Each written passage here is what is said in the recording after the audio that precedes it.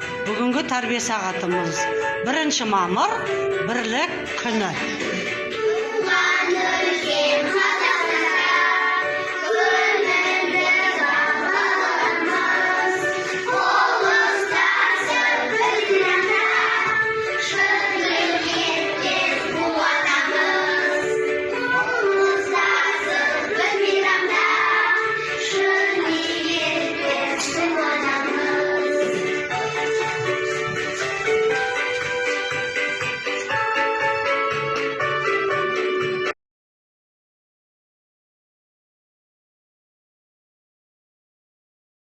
Ирама, туғызар сенде ізгі ойлары.